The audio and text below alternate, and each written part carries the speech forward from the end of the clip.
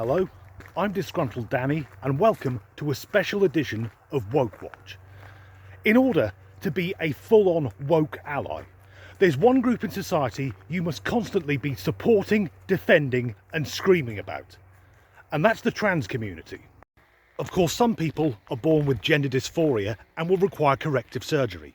And those people deserve all the rights, help and support it's possible for society to give them. But when it comes to transgender athletes, in fact it's only trans women, because you never hear of a trans man, someone who began female and transitioned to male, suddenly dominating a man's sport.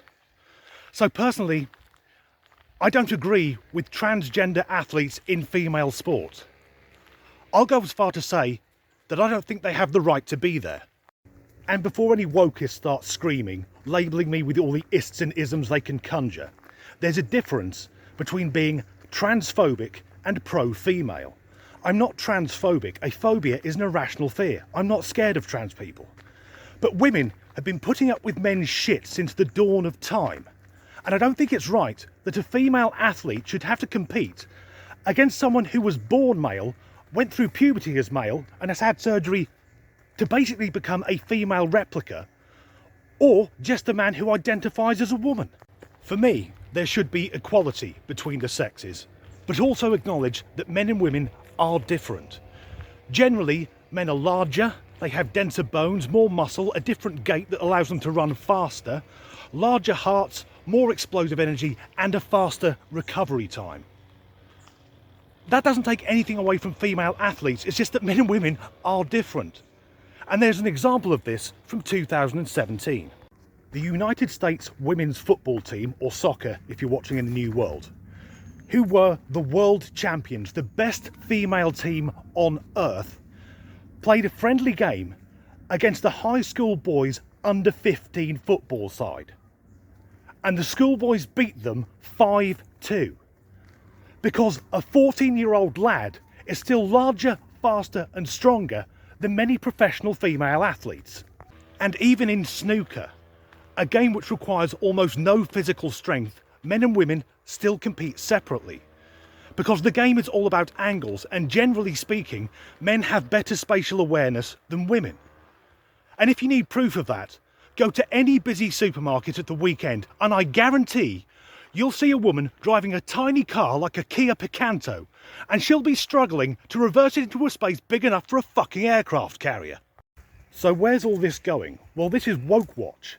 And many of the screamy people rush to the defence of a transgender athlete. Meet Alana McLaughlin. And her backstory is really sad. She was rejected by her family when she said she wanted to transition. That's fucking harsh. And on her shirt it says, "End trans genocide." And sadly, hate crimes against trans people are going through the roof, and that is despicable and deplorable. However, when it comes to Alana, I will describe her using a crude term for part of the female anatomy, that which she wasn't born with, because Alana is a cunt. Alana recently won her first fight in women's mixed martial arts.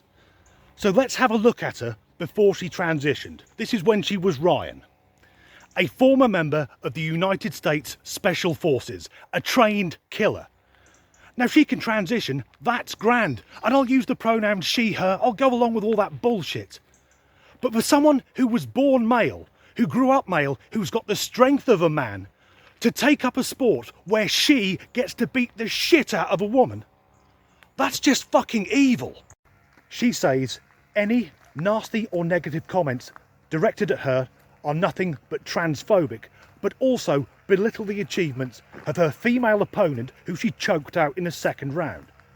I've got nothing but respect and admiration for a biological woman going up against a former man, knowing she'd get an absolute pasting. Maybe I'm being old-fashioned, but I have a problem with a man, or someone who used to be a man, taking pleasure from being violent towards women. Anyone who supports that, I expect, also doesn't have a problem with things like rape and murder. Once again, being pro-female is not transphobia. But wokies will scream, but trans women have to reduce their testosterone levels, and they do, to just 4 times that which is allowed for a real woman. It's still a massive advantage. I haven't done karate for over 20 years, but I could win any martial arts tournament where all my opponents were under 10 years old. I could batter the crap out of some kids. And that's ridiculous.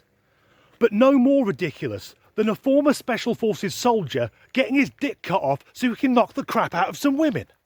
And it's worth mentioning that Ms. McLaughlin and other transgender women athletes are not representative of the trans community as a whole. Generally, trans people don't want to gain rights by taking them away from women. No, Ms. McLaughlin and her kind are representatives of the woke community. Because those who dance the wokey cokey are always screaming, moaning and complaining that they're the victims of an unfair society. Well, guess what? Society isn't fair. Get fucking used to it. And although Alana may honestly think that all the negativity going towards her is transphobia, it isn't. It's because she's an arsehole. She's an arsehole who'll fight in the women's MMA, and actually this applies to all trans women athletes. They won't compete against the men, because if they did, they'd fucking lose. I think the best solution to the issue is that next time Ms. McLaughlin is fighting, her opponent should come into the ring and shoot her with a taser.